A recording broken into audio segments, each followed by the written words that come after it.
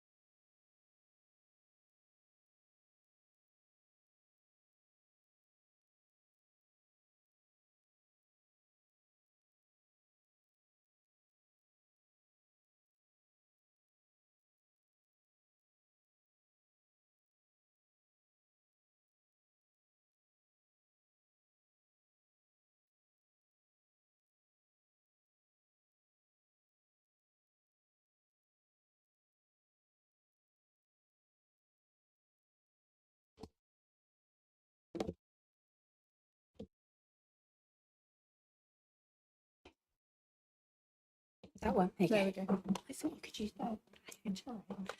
Hi there. Welcome to this meeting of the Overview and Scrutiny Committee. My name is Councillor Jackie Chellin and I'm Vice Chair of this committee. The meeting is being streamed live to the Cheltenham Borough Council YouTube channel. And if you ask a question at the meeting, you'll be deemed to have consented to be filmed and to the possible use of those images and sound recordings for broadcasting and/or training purposes. Please note, a fire alarm test is not expected, so if the fire alarm does sound, please make your way to the nearest fire exit. And before we go to apologies, I'd like to welcome Victoria Bishop to the meeting, who's the new Governance, Risk and Assurance Manager, and who's now responsible for scrutiny. So I'd like to thank Claire Hughes for all her help in these meetings and look forward to working with Victoria. We have apologies from Councillor Joy. Do we have any more? Oh, Frank? Councillor Juan Carlos passes on his apologies as well. Thank you very much.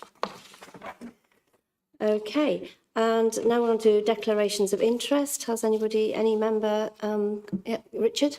Oh, sorry, Councillor Pinniger.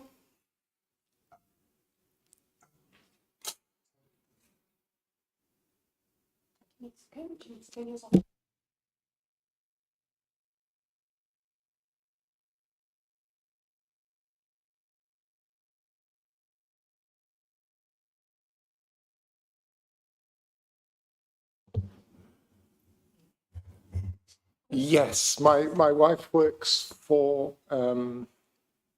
she works for the Springbank Centre, KIC, but I think the money is from this council, so she's the Health and Wellbeing Coordinator for West Cheltenham. Thanks.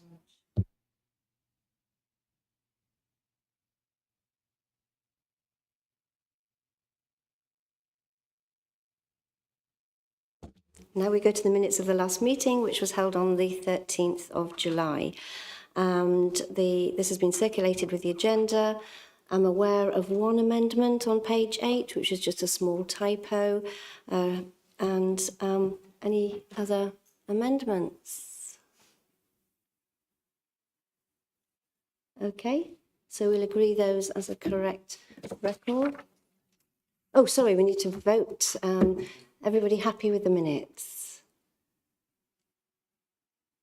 Anybody who isn't? Okay. Yeah, okay. Thank you. Okay, thank you very much.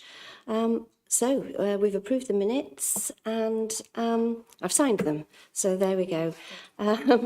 Item 4 on the agenda is the public and member questions and call for actions and petitions.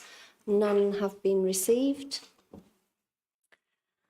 And now we move on to item 5, which is a cabinet briefing. And we have Councillor Jeffries and Councillor Tailford here to help us with that. Thank you. Thank you, Chair. The leader actually sent her apologies and I'm here for this evening for you.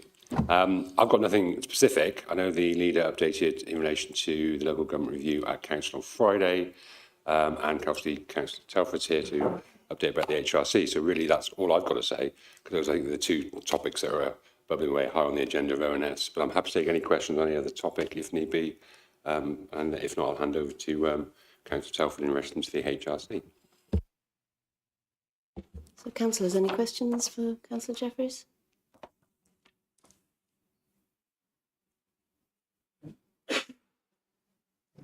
Any questions for Councillor Tailford?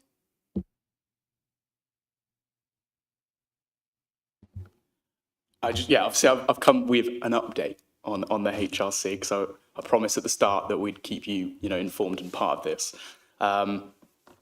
As you all obviously know, the prolonged closure of the HRC began on the 10th of January. So since then, residents have been required to take any non-curbside waste to the GCC-operated HRC sites like Winkle Farm, while most recycling can come to our bring banks or collected at curbside.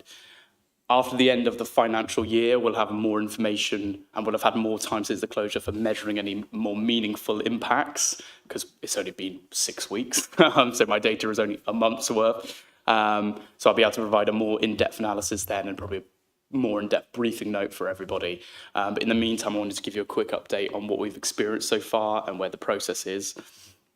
After the Cabinet meeting in November, where we approved the prolonged closure, our first port of call was to immediately ask Gloucestershire County Council to take on the HRC, the running of the site, and the circa £1 million works required for a new permit. The County Council are a responsible authority for HRCs, as you all know, so it was right that we asked them to do that first. They responded to that in late January and unfortunately have told us they will not be taking on the site. I personally hope they will reconsider this, but after Cheltenham's MP's petition was presented to them last week, asking them to work with us and to take on the site, they did not seem particularly collaborative to do so, it must be said. So that means we have to kind of move forward with the process on the basis that they won't be taking it over. One positive thing to note, however, from that is GCC have agreed to open Wingmore Farm on Wednesdays from March onwards to help deal with any additional capacity requirements that will be coming there. They had originally reassured us that they believed they had enough capacity at their own sites anyway, but I think this is probably a positive step to try and make sure that is actually the case. It's also good news as Wingmore can take a lot more things for recycling, such as plasterboard and DIY rubble, than we could take at Swindon Road on that much smaller site. So in terms of impacts that we've seen so far, Christmas and New Year period usually generate more waste than any other time of year across the borough and the various waste streams that we have. But our general waste and recycling levels from all streams except food waste seem to be down year on year. And most of this was pre-HRC closure, so it's just some context as we move forward and we look at what impacts HRC might have. It's probably likely behaviour changes, cost of living crisis and stuff. People are having less bottles of wine, things like that, that's quite heavy from recycling, and they're having less packaging, which will end up in normal waste. So I think all of those levels have come down, which we can, as I say, as we go to the end of the financial year, we'll have more of a scale of seeing, is that continuing that trend? Because it does seem a bit dramatic. But our total non-recyclable, as an example, our total non-recyclable refuse in December and January was 900 tonnes lower than 2 years ago, which is quite a big drop off, to be honest. So as I say, we'll do a more detailed analysis of all of that to get a clearer picture of this as we go forward and see, with the HRC in that greater context. In terms of bring banks, we have seen more items on the floor around the bring banks, you know, things dumped there. Most of that is recycling that's just not fitting the thing and people have just lobbed it on the floor.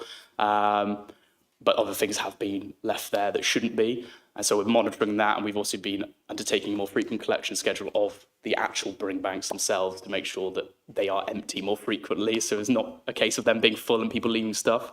But we've also been clearing the floors around them on most days to ensure there's nothing dangerous and people aren't, it's not a mess, because obviously we want these to continue and we don't want them to be a problem. But I know the main thing that people were worried about with the HRC was fly tipping. And I know this was quite a big concern. So we've been having regular meetings and do all the time with Gloucestershire Waste and Recycling Partnership, which has the county council and it has all the district councils in Gloucestershire within it. And for the past, well, for as long as I've been on it, since last May, but I'm told since long before that, constantly talking about fly tipping because all of them have been struggling with fly tipping increases year on year. I think we'd be better off, to be honest, because they're really struggling. And I've been on record saying that I don't think that additional driving time to Wingmore Farm would cause our residents to change from law-abiding citizens to criminally fly tipping, and I maintain that based on what we're looking at in figures so far. No fly tipping has been left at the gates of the HRC, which I think is a positive thing, because that could have been, you know, if people turn up, oh, it's closed, they'll just lob it there. We've had none, which I think is a really good news in terms of clearly the message got out there and people knew before they travelled. And I think that's quite important to ensure nothing's left there or in the surrounding area. I've got the figures for fly tipping reports since April 2024. We need to confirm some stuff with neighbourhood team to make sure our Ubico figures in there, figures match up. But with a comparison to previous year, January, which is the trend of all the months I've got here, was higher than last January. It was 28% higher, which would seem concerning, but it's actually the fourth smallest percentage increase amongst all of the previous months. April 2024 was 69% higher year on year, July was 68%, August 63%, and December 68%, plus multiples in the 40%. Those are the figures that concern me more, ironically, than the January increase. And we would already expect January to be a heavy month for fly tipping as people inadvertently use dodgy clearance, post-Christmas. Oh, can you just come and clear out my house? And if they've not checked that it's a reputable company, it could have been jumped. But things like Christmas trees, if someone's put them in the wrong place, people report that as fly tipping, and it still counts as fly tipping, even though it was going to be collected. So we would expect January to be higher anyway. But as I say, as a percentage increase, it's one of the smallest ones we've seen compared to all of our increases last year, which were much higher, all before the HRC was even announced for most of them, let alone since it actually closed. So I think that is at least a positive look at that part. But as we go forward, we'll have more data, because if we see that, February is suddenly massively up or March is, then we have to look at that. But so far, I wouldn't see that as a concerning increase comparatively to the more concerning last year, to be frank. But that's it from me on the fly tipping. If anyone has any questions, I'll take them. Thanks very much, Councillor Tailford. Councillor Beale? Thank you for the update, Councillor Telford. Obviously, January, December, unusual months for recycling and waste collection. And I guess there's going to be a bit of a lag in the data until we understand there's a pattern in rising fly tipping or not, as the case may be. When would you see that it's reasonable to look at the data as a pattern? And would you come back and speak to us at that point? Absolutely, yes. So I think the way, when I was talking to officers, we want to do kind of an end of project report that really is an end of year report. So after April, so once we've got that kind of to the end of year, we can look at the whole year in context and see. Obviously, that would give us then most of January, February, March, and April really to look at and see if we're seeing a trend upwards or if it's still this bumpy increase and slight less increase that we already had last year. I think it would be important to do that, and I think even then going forward. Leading up to obviously any final decision in June or July, as we promised, I think it would be important to do more updates on that to keep people in the loop. Councillor Day. Thank you. Thanks very much for the update. It's really appreciated. I've got 3 questions, 2 of which I imagine you have previously answered in information you've put, out into the public domain. But if you don't mind, I'm getting quite a lot of contact from residents about the HRC. So before the HRC was decided to be closed, and maybe in your discussions with GCC, was reducing the range of items that could be taken to the HRC considered as part of that process to see whether restricting the range would help with environmental compliance and, make it possible to stay open? And in the same vein, really, with the booking system, was a modest charge, considered for people who don't want to, say, do a longer journey to Wingmore Farm, people who want convenience over couple of quid or £5 or whatever. Was that considered? And then on the fly tipping, which is, very interesting for your update, in terms of the increases, not in January, but say over the last 12 months, can you say, have you got the data to say what type of fly tipping has increased? Is it somebody dumping a sofa or a chair? Or can you see that it's, dodgy contractors who aren't, disposing of waste at the end of a job, correctly? So thank you. Thank you, Councillor Day. In terms of changing what we could take at the HRC itself, unfortunately, because it's attached to the depot site, no matter what we were taking at the site, it would be subject to the Environment Agency's rules. That meant we couldn't really just go, actually, we can't take these anymore, we can't take those. And the materials we were getting there at the time of the report, we had about twice as much non-recyclable refuse as we had anything else, and that was garden waste and recyclables combined. And a lot of that was things like, even in that weight of the recycling, it included wood. And wood's obviously a very heavy thing, but for us as a council, was barely a break-even type thing to actually collect at the HRC. Most recycling obviously brings in money, which is good because that pays for all of our services. But the wood was just there, which is obviously a good thing to collect, but didn't bump up those figures for us, really. In terms of charging people to use the site, when we looked at it, I believe there's a lot of reasons why legally we couldn't do that. We couldn't run a public thing and charge people for it, this HRC site.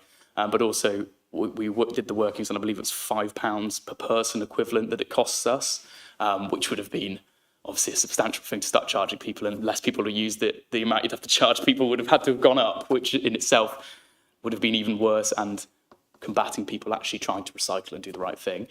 In terms of fly tipping, I don't have the data of the differences right now, and that's one of the things we can look at the end of year report to see what our fly tipping has been like and contrast the neighbourhood team's reports with our reports from Ubico, because a lot of the time they'll just pick something up and, oh, we've got to get rid of that fly tipping that's been reported. So, but they've started tracking things like the weights of those things recently, so it's quite important that we'll start having more data on what our fly tips look like, because the amounts aren't always indicative of how much fly tipping there actually was, because sometimes you need, how much did that fly tip weigh? Was it, oh, it was just a suitcase, or no, it was, half a kitchen. It's quite an important distinction. And in terms of just one thing to note as well, in terms of materials and what's been recycling, we get quite a lot of questions about Tetra Packs, cartons, and obviously we're looking to roll those out townwide, curbside later in the year. But in the meantime, there are two places you can bring bags. You can take those to. One's, I believe, it's Sainsbury's, Tewkesbury Road, and the other one is Church Peace, I believe, car park. But we've got some more of those at the HRC site at the moment. Originally, they were provided by the government. They're government funded and provided by ACE UK, who then empty them at no cost to the taxpayer, well, no cost to us as a council. The problem is they're there containers, so we're asking them, can we move them, and will you still service them if we move them to another car park? So in the meantime, we have to wait and see what they say to that, but that would be a nice positive thing to provide extra ways people can recycle those across the town if it works out. Thank you, Councillor Tailford. Councillor Pinniger?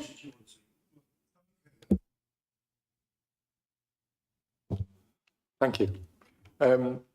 Yes, so again, about residents. My residents want to know, have you always intended closing the HRC just to save money? And in other words, was the moratorium just a political smokescreen? Or was it genuinely a trial to see what would happen? Thank you. No, we had no intention. I mean, in terms of generally closing it anyway, even for the prolonged closure, as you can imagine, politically, we wouldn't have wanted to touch this with a 10-foot barge pole if we could have avoided it. But because of the Environment Agency regulations and that £1 million cost, it's just so substantial that we have to do this review. And it's right that we asked the County Council to see if they would take it on. And now, as we move forward through this process, we have to analyse all the data we get in from fly tipping, how our bringbacks are coping, how the County Council sites are coping, so we can then make a proper informed decision. Because if we do decide to keep it open, that means we have to do that at the expense of other services that people obviously do hold very dear as well. So we have to know the balance when we get to that point. Is this keeping this open and doing this works ourselves worth it comparatively to doing all these other things? And unless we've got that data and we've got that thing to work on and to see how all those other things are coping, I think that would be wrong to do that. But no, we had no intention to do this until we were our hands were forced. Thank you. Thank you. Thank you very much. Councillor Jeffries, is it about, because Councillor Smith wanted? Sure. It was just to follow on from the question that Councillor Pinniger asked, in fact, because I think I was the Government for Finance some time ago, I think it was about a year, 18 months ago, when I was specifically asked the question at the council budget setting meeting about, are we going to close the tip? And I said we had no intention of closing the tip, but obviously subject to what happens in the world.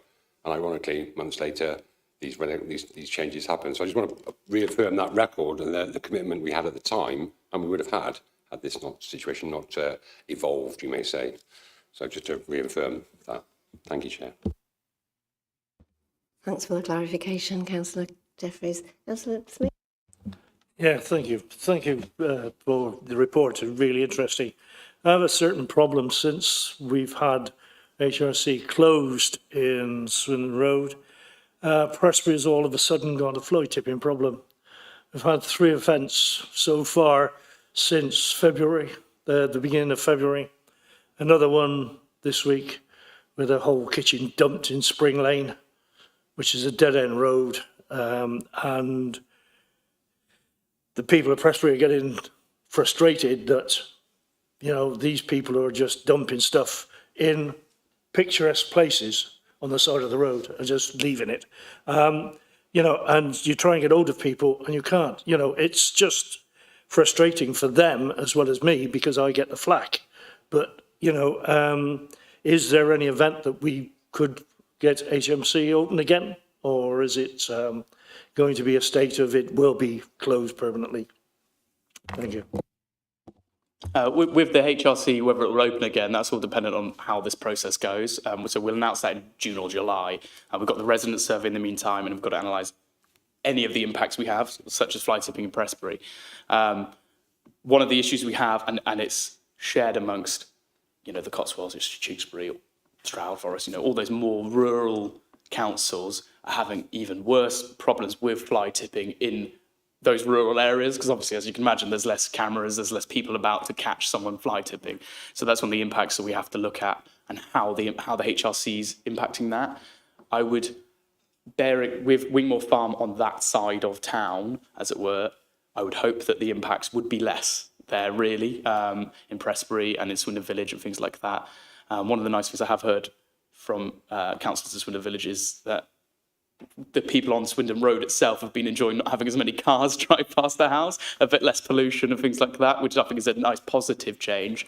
But obviously we will analyse any of that additional fly tipping. One of the things we have been working on is improving how quickly fly tips are cleared up as well, because that's one of the issues we've had historically. Obviously the neighbourhood team really wanted to crack down on this and catch the people who did it. Which meant there was a lot of processes in place of they had to check out what the fly tip was before Yubico could go in and clear it for us. But that obviously means that it takes a lot longer to actually just get the job done. So we're having conversations between us and the neighbourhood team at the moment to find ways of going, that's clearly not a fly tip that's going to have any information that's relevant. Just let Yubico go in and get it. It's a sofa. There's not going to be a receipt in there that tells you someone's name or something. You know, there's not a post, and people are obviously a bit more careful about dumping bags with their own address on it anyway. So that will hopefully help clear fly tips up a lot more quickly, which will reduce any impacts anyway. The general increases that we've had, I think that will really go a long way to making that less of a problem for people and clear up our town. Thank you. Thank you. Thank you. Thanks, Councillor Taylor. I'm very conscious that we have other items on the agenda, and this has been really, really helpful. Is it really okay, Richard? Are you sure? Because, I mean, we have asked, haven't we, for regular updates on the HRC at Overview and Scrutiny Committee. So I'm sure Isaac will be a regular visitor from now on. So save them for next time too. Thank you very much. Thanks very much, Councillor Taylor and Councillor Jeffries. So we'll move on now to the feedback from other scrutiny meetings attended, and we've had 3 reports. One from Councillor Bamford on the Gloucestershire Health Overview and Scrutiny Committee, one from Councillor Orme on the Gloucestershire Economic Strategy Scrutiny Committee, and one from the Councillor Atherstone on the Gloucestershire Police and Crime Panel. So these have been very helpful. Councillor Bamford has given us a lot of information about the Health and Overview and Scrutiny Committee. Any comments or questions? I hope I'm not missing something. On the agenda page, the 2 links about economic scrutiny and police and crime go to the GCC website. They don't go to any notes. No, that's right. They go to the GCC website, but the reports have been published at the same time as well. That Adrian and Councillor Bamford and Councillor Orme Road. So how do I find the reports that Okay. Councillor Ormond, Luke, I will tell you. Councillor Bamford wrote? Did you receive Councillor Atherstone's that was published as a supplement today? No, I'm afraid not. I've been working today. No, but No. okay, but others have got that. Give me a sec. Richard, can you? The Councillor Orms is quite short, and it's okay. Okay, it was part of the pack. Ever.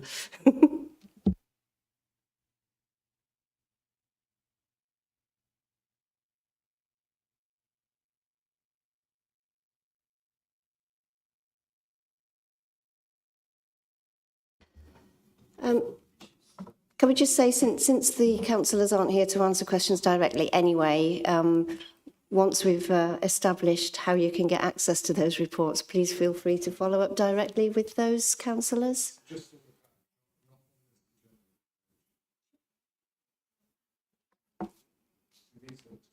Claire, but it might be that they submit the questions to Claire and then Claire goes to the double check.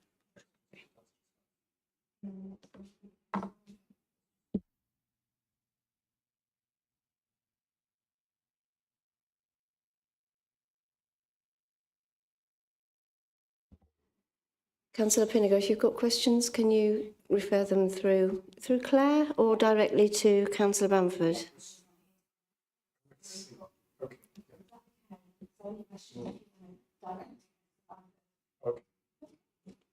Because that'll be the general principle. If the councillor isn't here to present and answer the questions directly, we'll do it vicariously. I think Councillor Bamford said previously that he was happy.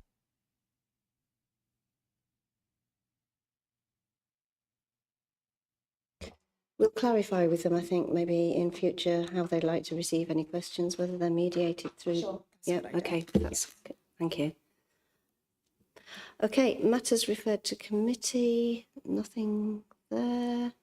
Okay, so thank you for your patience, Francis and Chris, who are here to talk about reconciling the challenges of heritage protection with sustainability measures. It's something that we talk about a lot, and we're really interested to learn more about this.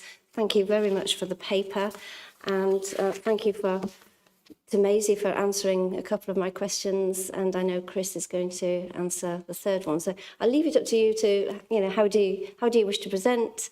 And thank you very much. Good evening. Thank you for having us here. So really, I just wanted to run through the report just to cover off the key points. I'll also talk about the questions we'd already received and then come back to you for any further, so pass over to Chris before coming back to you for any further questions. So this request, it sort of came through at an opportune moment, actually, because we have been working in this field now for a little while and trying to actually start the process to develop support that we can offer, particularly to the heritage issues. What we have tried to do is, in the report, is to look at the background a little bit, both in terms of the heritage issues and in terms generally of retrofit, because to make sure there's a sort of clear and full understanding about those two issues and how they work together. So I think some of the key points to note are that residential buildings do account for approximately 40% of borough-wide emissions. So we do want to ensure that homes are as energy efficient as possible. That's really important. But that we are working in this field already with a number of projects. We've got the Future Fit Homes project, which is a sort of peer-to-peer learning group, which is basically working with households to try and support them to improve the energy efficiency and install low carbon heating systems or other energy efficiency measures within their homes. In support of that, we've been able to offer some match funding grants to support that. We've also got a role of a retrofit engagement officer, which is a 12-month role, working with householders to actually try and support them further and identify barriers. And also, obviously, that's targeted, generally speaking, that's targeted at homes that are privately owned, but and also landlord homes, but obviously there's also the work going on to improve the council's housing stock itself to aim to reach SAP-C on all properties.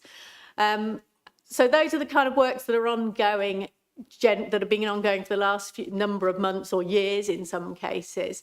But what we then looked at is actually the role of historic buildings within that. And you'll have seen from the report that there are just over 2,600 listed buildings within Cheltenham. And obviously, but there's approximately 57,000 residential homes. So that just gives you some indication of the scale that we're talking about. Obviously, historic homes are generally less energy efficient, and they're very important in terms of the kind of leadership role that they can present when people see them improved. Some of the heritage buildings, it does help support others to do things. But obviously, heritage homes, in the way that they're constructed, do have some special considerations and requirements in terms of retrofit. And just coming back to that word retrofit, we then tried to talk a little bit in the report about making sure that that's clear what we're talking about. There is generally now something called a whole house approach to retrofit, and also key to that is the energy efficiency hierarchy, so reducing energy consumption, minimising unavoidable energy use, and then sort of last on the list to a certain extent is generating from renewables. So we're trying to reduce first before we go on to energy generation from renewables or using renewable generated energy. So that's basically how we try to encourage people to go about things. And whole house retrofit is a name that you'll probably have heard, as you may have heard things like deep retrofit and shallow or light retrofit or single measure retrofit. So single measures, you might just improve the loft insulation or put in new windows or improve the existing windows in terms of heritage buildings. Shallow or light retrofit is when you start to do some of these things, do more of these things together. And deep retrofit is usually where you effectively take a whole house view and do significant improvements, which might mean improving generally speaking, improving the thermal efficiency in a fairly substantial way. And of course, there are considerable issues with that, particularly in heritage buildings. So one of the things we sometimes talk about with people is if you're going to improve the thermal efficiency of your properties, potentially effectively wrap it in what's external wall insulation, you might look at potentially less so in heritage, but sometimes referred to as EWI. But if you're going to do that, you must also look at the ventilation issues, because it's very important. So as we basically improve the air tightness or enclose our properties, then there's less drafts, which we kind of all want, but that is an issue in terms of indoor air quality, which you may have heard referred to, and certainly that was one of the additional questions. And I must just point out a mistake in that the subscript 2 got dropped off. It shouldn't be CO, it should be CO2 in that additional question. So obviously, but indoor air quality basically relates to dust, dirt, pets, aerosol sprays. So you get different volatile organic compounds, sometimes called VOCs, which are generated from anything from new paint to new sofas. And what we need is we all need fresh air that can, as well as it causing problems with, obviously, that we've all heard of with mold and condensation. So it's very, very important that we improve the indoor air quality by creating well-ventilated areas, not just for damp and mould, but for those other issues as well.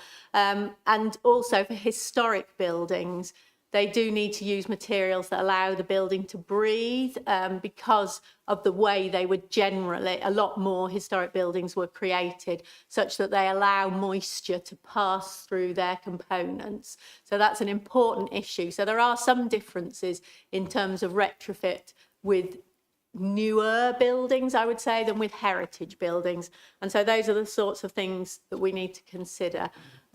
we've looked at the barriers that are faced, that owners and occupiers of listed buildings and other buildings face, because we are trying to support everybody in this. And there is obviously the planning system, just in terms of taking steps to make those improvements. There are skills and training in terms of installers having the right skills to actually do work correctly on people's homes.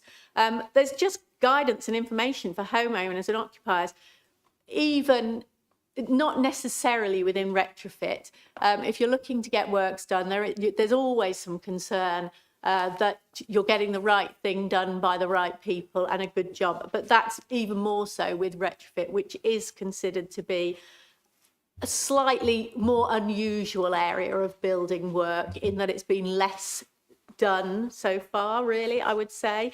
So that's why that area is important. And also, obviously, there's the issue of affordability, and because many of these things are costly. So there are some financial incentives which we try and support people with, who come to us, so that we can give them some advice.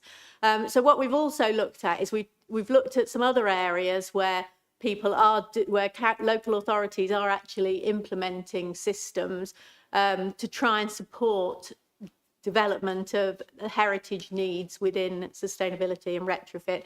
So we've looked at local listed building consent orders, where Royal Borough of Kensington and Chelsea have put those in place for solar. And we've also looked at Bath and North East Somerset Council have run a green heritage homes project to really to give additional support to people looking to improve their homes in that area.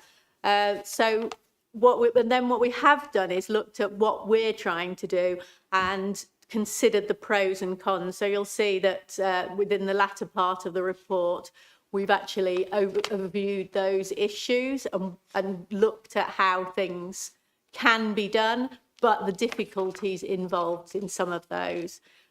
Finally, really just to sort of say, you wanted some feedback on the existing retrofit initiatives that we're running. So we've tried to provide that in terms of the Future Fit Homes project, the regular, to give you some information on what's been happening. There've been regular events, talks from different parties such as 7Y Energy Agency, from the Heat Pump Association, to give people understanding and hence confidence to consider installing some of the improvements to their homes. We had a very successful Future Fit Homes event just a couple of weeks ago with over 500 attendees. 23 stallholders were there, and we held talks ranging from looking at what we're doing in the social housing. We had the building control team there. We had Chris there talking about some of the planning issues, and all were very well attended. So there's certainly a lot of interest out there, and that was across the board. Some people asking specifically about properties in conservation areas or listed, but just general advice for general homeowners as well. And as mentioned, we do have a retrofit engagement officer who is out and about in the borough, talking with people, supporting people who have come to us asking for help. And there are a couple of other projects, which is one to try and support the training issue. So to provide basically to work in partnership to better look at the existing retrofit sector, the supply chain capacity in the area, and actually provide some training where required for people working who want to learn more about retrofit, so the installers. And also just recently started through the Climate Leadership Gloucestershire is the FIRB Now project, which provides an initiative to allow homeowners who are looking to perhaps look at that whole house or deep retrofit to actually get some support to go through that process. So yes, we've hopefully identified what the challenges are. So that's an important step. And what we're now doing is looking at the ways forward. And we've already made massive learnings from the projects we've got running, and we're working with the climate team and the planning teams are working together to determine how to progress the specific areas of work to look at these. Obviously, there are things like financial issues. For instance, the Bath and North East Somerset had £340,000 to support their project. So there are certain issues. And I think was one of the questions that came up in relation to the local listed building consent order, so that we'll need to work with Historic England and obviously other stakeholders if we're going to go down that route. I think that's everything I had to add. Chris, you were going to include something about the planning system. Thank you, Chair. Yeah, there was an additional question circulated relating to enforcement, and in particular enforcement of unauthorised works to listed buildings.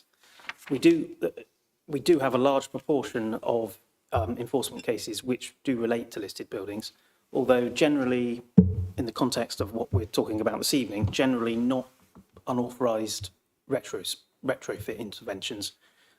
Typically, the unauthorised works that we receive, or the cases and complaints that we receive that relate to listed buildings, generally relate to unauthorised external works. Obviously, internal unauthorised works to listed buildings are actually quite difficult to detect, obviously. So it is generally the unauthorised external works that come to the planning enforcement team. We've got no evidence to suggest that where we do have unauthorised works to listed buildings, that's due to difficulties obtaining planning permission or listed building consent. The majority of unauthorised works that we get, and the complaints that we get, and the cases that come through to the enforcement team, generally stem from a lack of understanding about what does or doesn't need listed building consent. So that's the root, really, of most of the enforcement workload relating to listed buildings. There is a cost implication of enforcement action. Enforcement action doesn't generate any income. Even with unauthorised works to non-listed buildings, there is an income through the retrospective planning applications. But of course, listed building consent doesn't have an application fee. So even in the case of retrospective listed building applications, there's no fee received. So there is a cost to us in providing that service, that enforcement service, but it is a very necessary function of the planning service. Thank you, Chair. Thank you very much. Would you mind switching off? Thank you. Thank you. I think that's a really, really helpful set of information, and I can see hands up already. So yes, can we have Councillor Beale first? Thank you. Thank you, Jackie. Sorry, I just need to declare an interest, or a bias, I should say, because I have recently done EWI work on my house. So I am clearly, I have a bias towards doing these sorts of things. I think there's a couple of things that I think I'm most mindful about for people who want to consider this to their homes. I know not everyone will want to do this, and I do think it's difficult if you have a period property with very, very characteristic features on that building when you're considering things like EWI. When I went through this, my approach was to do everything I can to try and make sure I do what I consider the right thing to do. And so I pointed out all of these characteristics from photographs and showed you the remedy that I would do for each of those features. Now, I wonder whether there would be more scrutiny on that, and then there's the balance of that is, well, actually that might put off some people. I guess there's a balance here about what is deemed as satisfactory in terms of enabling people to do this, because obviously it's a good thing for energy consumption, but equally we need to think about our period properties in Cheltenham. And just another thing I'd add, my second question, when I started out on this journey, I've had my home for 10 years in Cheltenham, I didn't know what to do. I really didn't know where to start. And I think when I look at the properties around a certain area, they are pretty much the same. They're the same stock, built at a similar time. And I wonder whether templated documents to demonstrate the stepping stones for each property, things they can consider for retrofit, would help a large number of people with traders that have been proven to do the works locally in Cheltenham. I think that would really help people on that journey, because it is fraught with difficulties if you choose the wrong trader. Yeah. I'm sorry, thank you, Chris. I'll start on that and perhaps hand over to you, Chris. In terms of, so one of the things we are looking at for the heritage side is pre-application, potential pre-application support, because what can become an issue is if people even do everything right, but talk to their architect first, but who doesn't perhaps understand some of those conservation issues. And then once they have a plan effectively to do works, then it's quite difficult to move away from that plan, which the planning and conservation team might effectively request. So sort of looking at the possibility of doing a pre-app approach should help get around that, and also would help us to provide some of that advice, I think, that you talked about. That obviously covers the sort of heritage building side of things. Yes, you're right, with generally speaking, people are not clear on what they should do. There is an increasing amount of information available now in terms of bodies like the Centre for Sustainable Energy, CSE, based in Bristol, have some very good documentation. So we will be looking at, and in fact, Bath and North East Somerset have produced some of their own documentation within that their project. But as I said, that was very well funded. So yeah, there is. We don't want to kind of repeat too much what everybody else has spent a lot of time and resource repeating what other people have done. So yeah, but I do appreciate that is one of the key issues, that people do need to understand what is possible, basically. Chris, do you want to add anything? I think just on the external wall insulation point, I think that is a very tricky intervention with listed buildings, possibly one of the most trickiest interventions. What we do is assess each building on a case-by-case basis, so that there isn't a sort of one-size-fits-all rule for all listed buildings.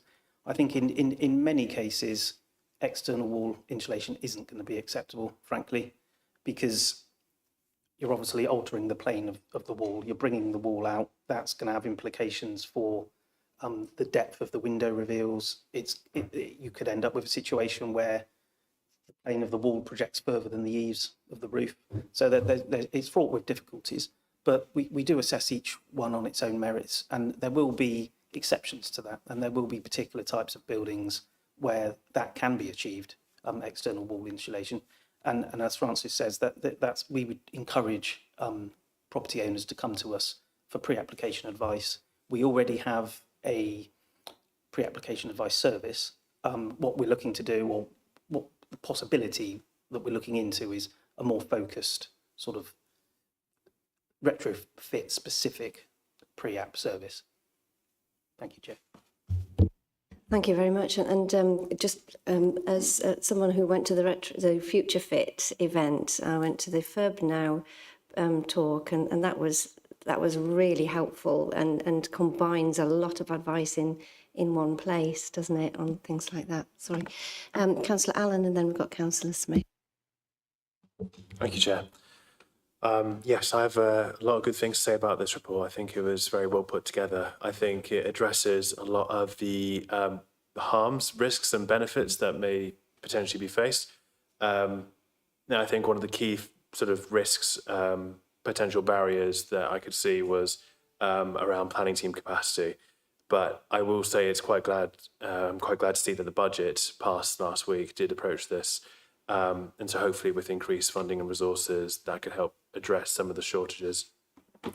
But I think more importantly, it addresses a lot of the things that we're doing currently and the things that we are potentially suggesting to help retrofit a lot of our heritage assets.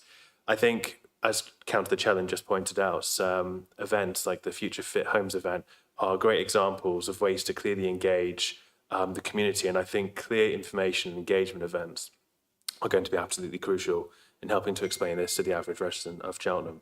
And I think if we could continue these events, that would be fantastic. In terms of the way forward, I think LLBCOs do sound like quite a good measure.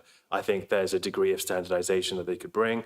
And while I do identify the risks that potentially come from single measure retrofitting, I think it could be there's a great potential to perhaps combine both approaches where we don't just provide LBCOs or just provide advice, but rather I think we should have a holistic approach where we assess properties on their individual merits, grant an LLBCO, and then with that, maybe a section around advice that officers would give, a potential sort of follow-up as well. I'm conscious, obviously, of costs as part of that, but I do think it should be considered going forward.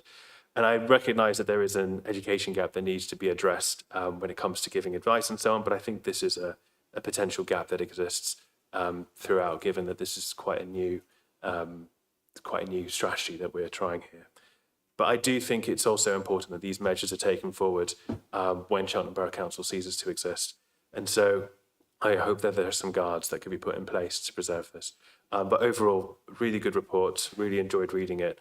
And I'd just be interested to hear your thoughts on potentially combining LLBCOs with more specific bespoke advice. Thank you. I think I should add to that specific bespoke advice is ideal because every home is considered different. Although, as Councillor Beale has said, there are a lot of similarities, for instance, on a street with the same similar or the same construction type. But what FIRB now and other specialists like that can offer is basically a kind of report, an advice and a report that can allow you to look at the whole house, what could be done long term. So that is like a deep retrofit, but it can stage those measures. So again, it's not just down to the house, it's down to the homeowners who take that advice in terms of, for instance, they might say, well, we're going to redo the kitchen next year or something. Well, you can look at the new windows and doors in that area then and look at other works later down the line. And that's what the whole house retrofit approach, which is under a publicly available standard called PAS 2035, tries to make the process move towards. Now that is required in for social housing and where there's government funding provided, and obviously we're doing that with using that approach with the housing. What is difficult is that it's not well known or people don't really understand the concept of it. I like to think of it as just a kind of good approach for best practice. But there is an additional cost to it, which obviously makes things a bit difficult. There's an additional cost for homeowners to taking up the FIRB now package. But if they are looking at spending quite a few £1,000s, then it's a good approach to help them with that understanding and give them that, not just the general knowledge, which we talk about is a EWI sort of a good thing to do or not, but specific to their properties. So I hope we're heading in the right direction with that, but it is getting the message out there really that these things are available and how it all works together. Great, thank you very much. Thank you. Yes, there's a whole process of demystification that needs to go on, isn't there? Councillor Smith and then Councillor Pinnaker, thank you. Hi. Unfortunately, I couldn't get to see your presentation at the Town Hall, and I'm really sad. My question's about the retrofit of mobile homes. There are a lot of mobile homes within the town, within Cheltenham. And are these people being able to get help in doing theirs? Because they are a certain different setup to most of them. Most of them are on property, on land that are owned by somebody else, and they pay ground rent and fees and what have you. And I think they have to have legal permission for people to come on and do their whatever work they've got to be done. Are mobile homes being related to this overall concept of trying to do our carbon footprint, if you like? It's very interesting. One or two people have asked a question about it, and at this moment in time, I've got no answers other than I will ask the question.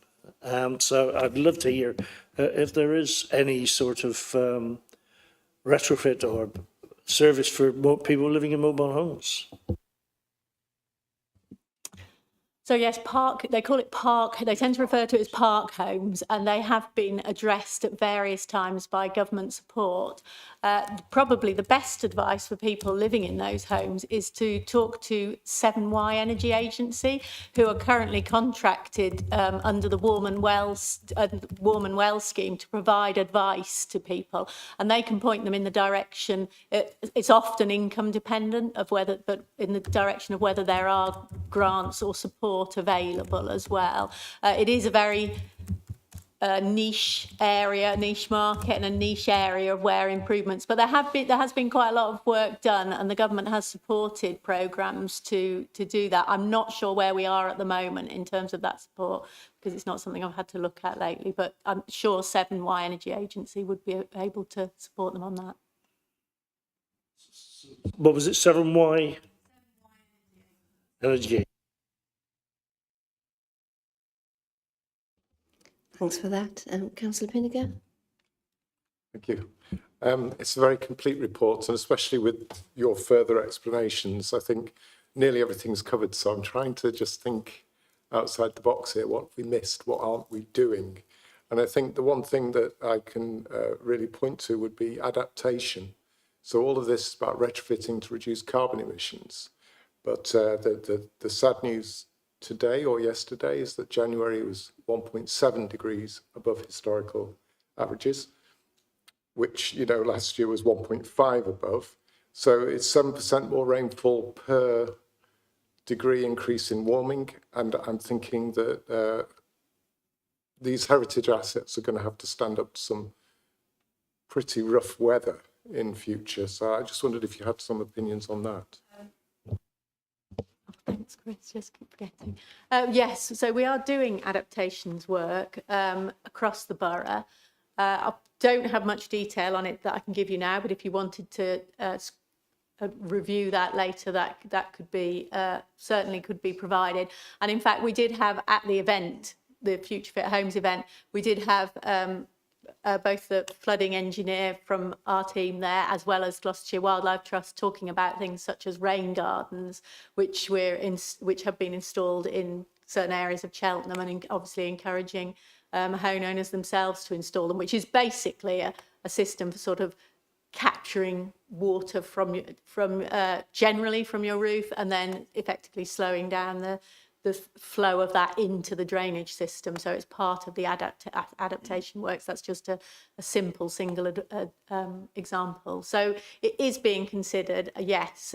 But it was slightly to one side, I guess, from this report. Yeah.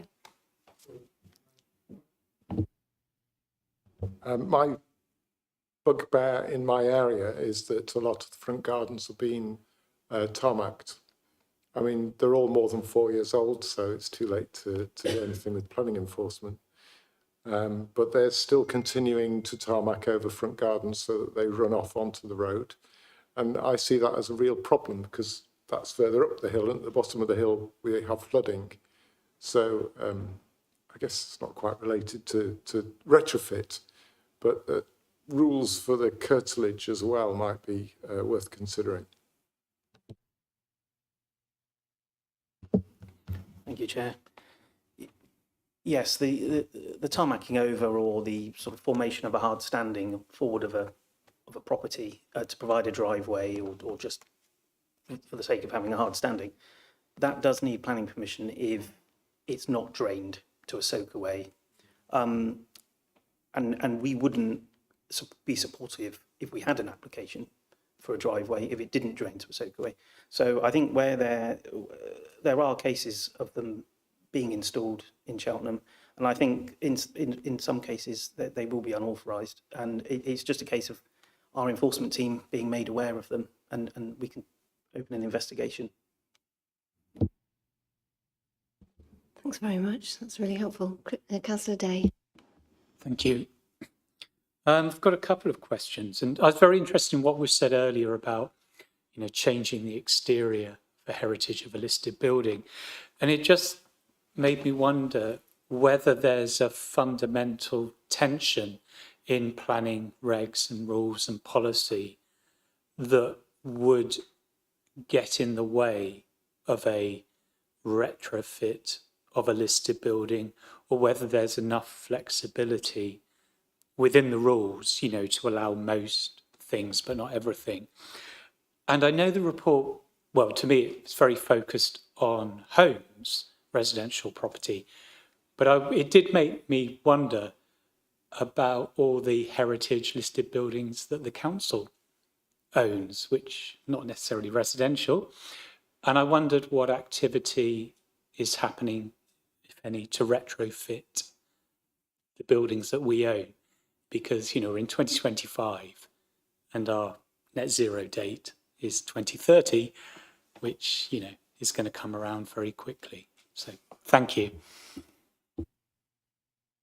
On that one. So for the first point, what I would sort of say is that the English Heritage advice note to do with in relation to retrofit, which is referenced actually in the report, does sort of make the point that there will be some properties that will be improved more than others in terms of what I would consider as energy efficiency, and that heritage buildings are likely to potentially some of them to fall out of that, and they'll be the ones that aren't so improved.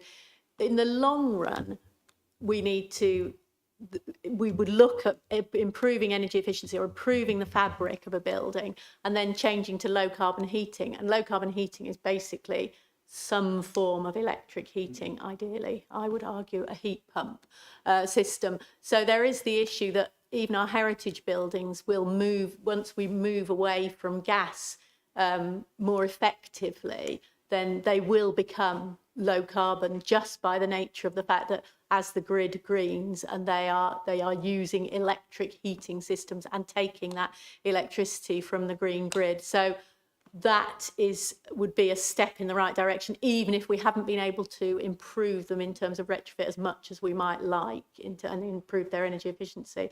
So I think that's the first thing I would say about that issue. Chris, do you want to add anything before I respond about the council buildings?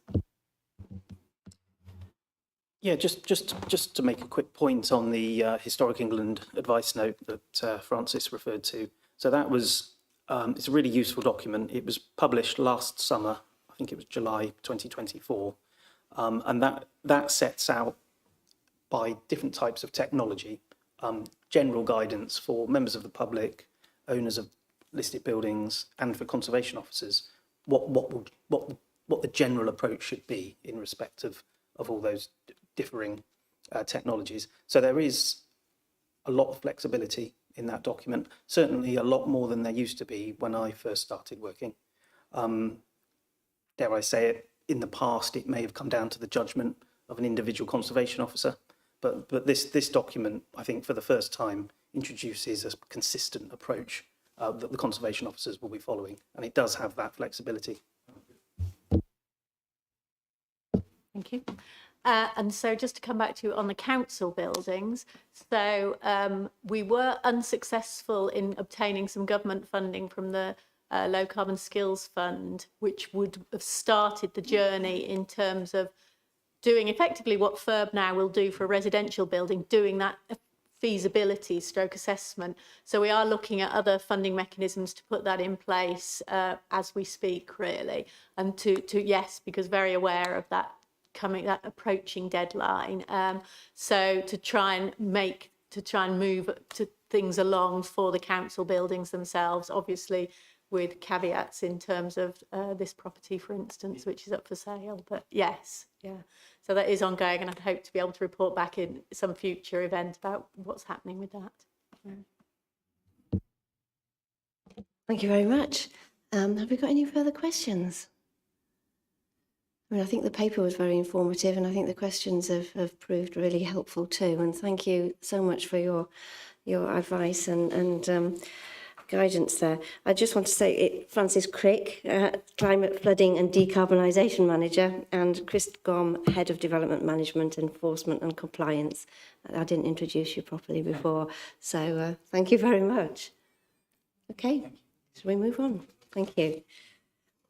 Okay, so what we have next is the scrutiny topic request form, which was submitted by Councillor Day. And you have it in your pack, and there is a response from the monitoring officer too. So would you like to speak to that, Councillor Day? Can I just ask, is somebody's phone beeping or is it the system that's beeping? Because the system keeps doing a funny thing on my tablet, and I wondered if that's what the noise was. I was just a bit paranoid after council on Monday. We lost everything again. Okay, thank you, Chris. Thank you. I mean, I've never done this before, so please keep me in line. And really, it's I assume it's the majority decision of the committee as to where we go with this. But for me, I think this area, which is, I see it as looking at the plan as it's developed, because it seems like it's at an early stage, to invest enough in our venues, leisure and cultural venues, to keep them open so we don't get any unexpected closures. And I think for me, clearly there would be an impact on the residents as and when that happens, and it has happened in the past at Leisure At. But one thing, and I genuinely don't know the answer to, which is part of it, is what would be the actual financial implications on the council, because we own these buildings, even if the trust is perhaps operating them on our behalf. If, let's say, you've got a fully booked event, possibly the Everyman or the Town Hall, sellout crowd, and something happens, I don't know, something falls off the roof or whatever it could be, and we're told, sorry, the show cannot go on. It's like, who would be liable for, the ticket refunds, etc.? I don't know if that's council or not. So these are the questions I have in my head that I think it would be worthwhile the committee looking at before the event rather than after the event. But I think the main focus would be, what are the preventative measures being put in place to make sure the worst case scenario doesn't happen, that we're keeping on top of the maintenance, we're putting sufficient, investment in to deal with these issues, because also to me that has got to be the most cost effective way to do it, at everybody's convenience, planned in advance, rather than something happening and people are running around just trying to get it fixed ASAP. And then inevitably, I think that's going to cost a lot more. From the response from the officers, which, is great, it seems to me this is all at an early stage in terms of developing plans. But I'm very keen that don't end up putting this on the back burner. I think it'd be so worthwhile, as with Councillor Tailford earlier, is almost like working alongside on keeping an eye on the progress, because I'm concerned it may be a long time before it comes to us. And also, if we see the finished product, we may be saying to officers and the council, well, this doesn't really measure up to our expectations, and we want you to go and rework it. So sorry, that's a bit of a mind download, but I very much appreciate, members' opinions and advice on where we go from here. Thank you. Okay, we've got Councillor Pinniger and then Councillor Allen. Thank you. I read this with interest and thought, what are overview and scrutiny going to do with this? But while Chris was talking, it occurred to me, my suggestion is that the description of the risk, we already have a risk that they're working to mitigate, but the description does not capture these costs and the effects of a single catastrophic event, which we've had in the past. But that risk description does not make people invest in a mitigation for that particular aspect. It's just, let's have a maintenance programme. But I think Chris is right. This is a big risk and potentially high costs, and at the very least needs insuring. Thank you. Councillor Allen.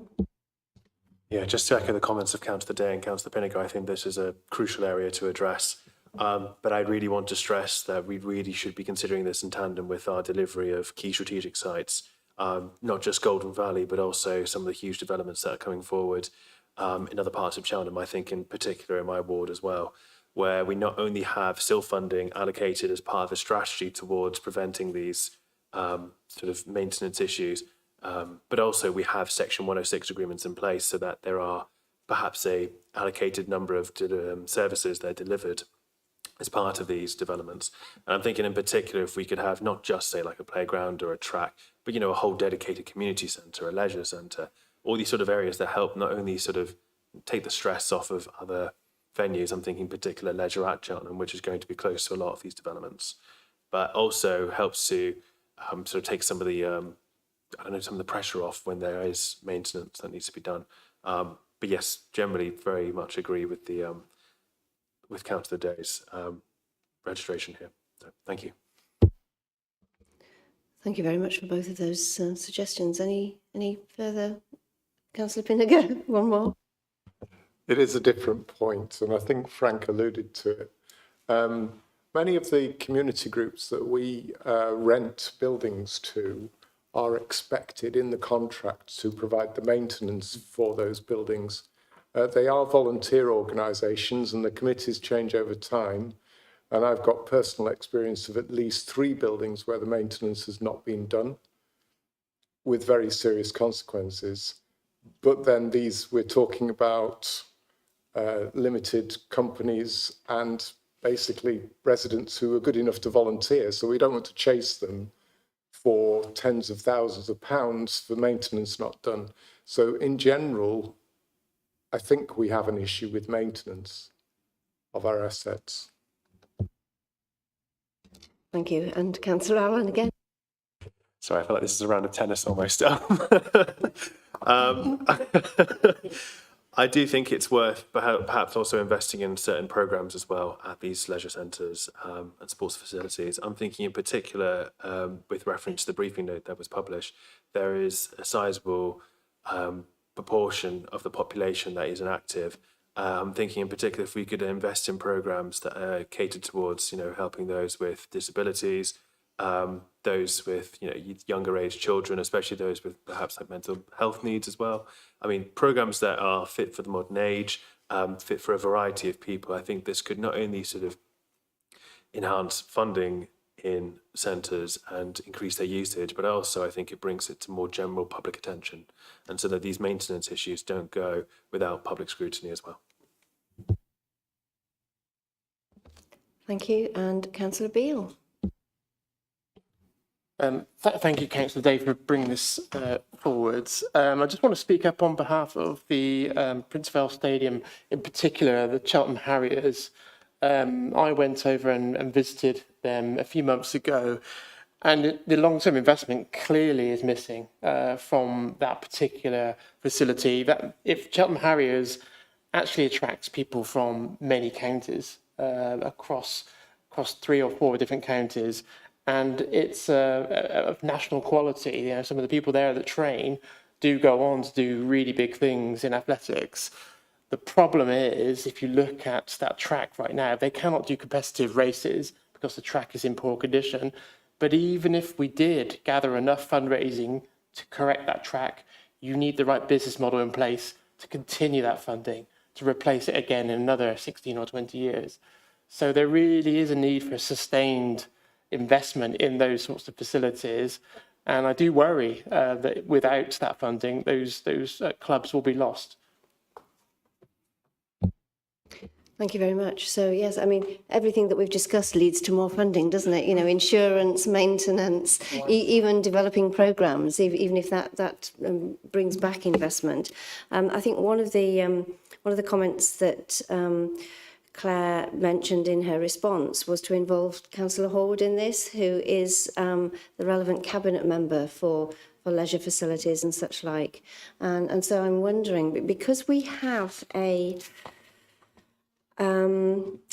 informal work planning session for O&S, this committee coming up. I wonder whether we can take some of these thoughts and ideas to that and maybe invite Councillor Horwood for part of that as well. Would that how does that feel for you? 20th of March. Thank you very much for that. Yes. Yeah, I think we've got the date, haven't we? And sort of, Yeah, I was just going to say, that sounds fine. Are there any sort of proposals as to what councillors want to do after that? They wanting reports from everybody or anything like that? yeah. We've obviously got Richard coming on the 31st with his report. Yeah. And his briefing note, but is anything additional that needed to prepare? Okay. Is that all right? Okay, yeah. Yeah, thank you, Victoria. Yes, bearing in mind the fact, and you've alluded to it, Richard Gibson we've got his briefing note here. He will be coming back to Overview and Scrutiny Committee before his report goes to Cabinet. So is there anything else that we want from him as well in terms of what we're talking about here? So there's Richard and there's the Councillor Martin Horwood working together in this area, in this portfolio. Chris, Councillor Day. Yeah, had we sort of had Richard here to talk about it, I had a very kind of specific question for him to consider or to answer, which isn't covered in the report. And I don't want to appear like I'm advertising on their behalf, but I don't know if anybody's aware of Boulders, the bouldering centre in Cheltenham. I have been there myself and used their excellent facilities. And to me, that's a privately run business in an area of the town, where there is a lot of inequality and all the issues that are mentioned in the report. And within, I'm just looking for it now, I think was it St Giles or the organisation who was saying, what they recommend being done. One of the items is offer affordable physical activity programmes. And I just think a kind of, rather than the council, building stuff, just subsidising for, specific people, subsidised or free entry, to something like Boulders, which is there, up and running, they've already done all the investment, to me seemed like a low cost, option in the right part of town that could have, dramatic benefit for people. But that kind of collaborating with, what are private businesses that are operating, I just didn't see that in the report. And so I was, I would like that addressed in the report, either to say yes or no for these reasons. I think that's really helpful. And sorry, did you? Probably submitting question. Yeah, absolutely. I think I thought it was sort of implicit. I think and I think it aligns really well with our partnership approach from the council, doesn't it? So we can certainly raise the issue with Richard, and so when he can be feeding that in when he's preparing the report to go to Cabinet.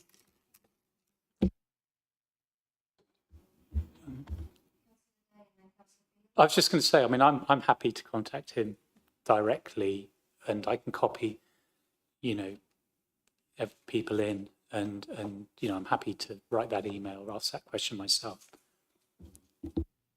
Thank you very much. Councillor Beale? Thank you. Just wanted to come back to the Cheltenham Harriers and the Prince of Wales Stadium. Actually, what was interesting when I did do a bit of research into this, there are models out there in the UK where there are people managing athletics tracks, not at a profit, I would say, but they are certainly managing them. They're very expensive facilities. And there's one in particular in Hereford, which has scaled to manage, because you can do it at scale. If you do it at scale and manage lots of different sites, it's more possible. And that's the sort of partnerships that I think we need in terms of managing these facilities in Cheltenham. So yes, to research the other possibilities, the other ways of doing these things would be useful. Okay, yeah, great. Thank you, and thank you for raising that, Councillor Day. That's really helpful and really feeds into these strategies, but also raises the risk and issues and insurance and maintenance too. Thank you. Right, I think we're on to item 10 now, which is the review of the scrutiny work plan. And so this is where we invite you to comment on the work plan, which clearly you have helped to put together, and or suggest future items for us to consider, bearing in mind that we will have this informal planning session for all of us on the 20th of March. Okay, so I've got Councillor Pinniger and then Councillor Smith. Thank you. I've made a note on here, the climate impact of waste disposal in Javelin Park and the emissions. I think I might have kicked that off.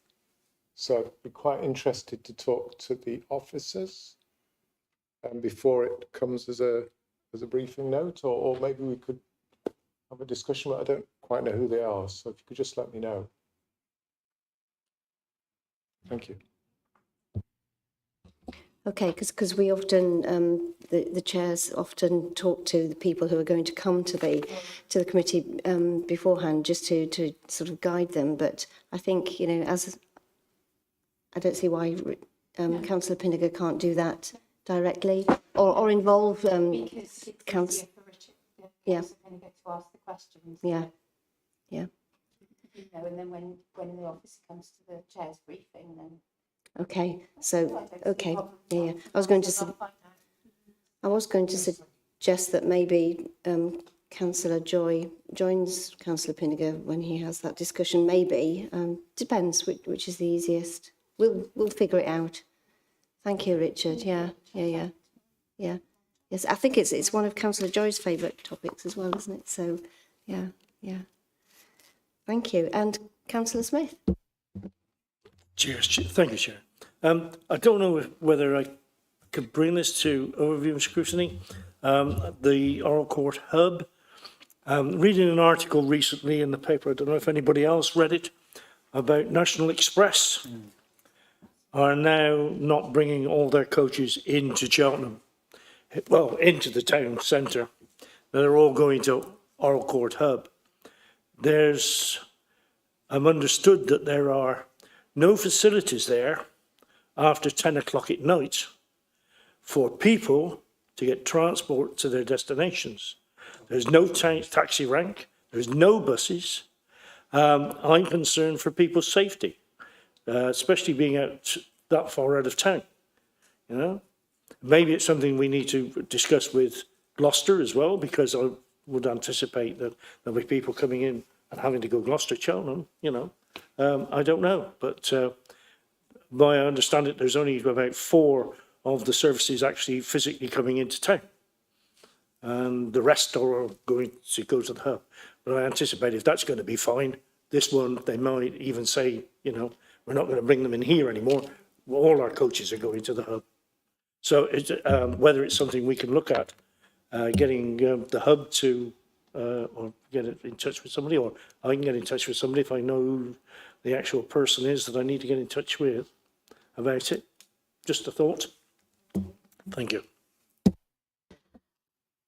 My initial inclination is to think, is this a county council issue? And And that's not to say that we don't consider those things, because I think we've got cycle spine coming at some point, but any advice on that? No. I would say it's more county council than us, but there's no reason why we can't ask the county to attend and discuss. Yeah, the matter. or give a There's no reason briefing why we or... can't. Yeah, I think because we overlap in so many Yeah. bits and bobs. Don't we? Yeah, should we take that one away? Yeah. See who needs to be, and then but we can consider it and then discuss it further at the informal planning. But we'll take that one away and just see where that best sits.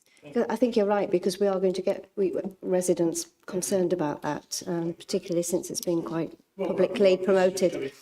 Yeah, yeah, absolutely, absolutely. Yeah, yeah, indeed. As I said, there's a taxi rank at the train station, but there's not. Yeah, yeah, yeah. There won't be on race week. It's closed. Sorry, also, Stan, if you get a coach, you're doing it usually because it's cheaper. So getting a taxi at the far end is a bit of a nonsense. Well, yeah.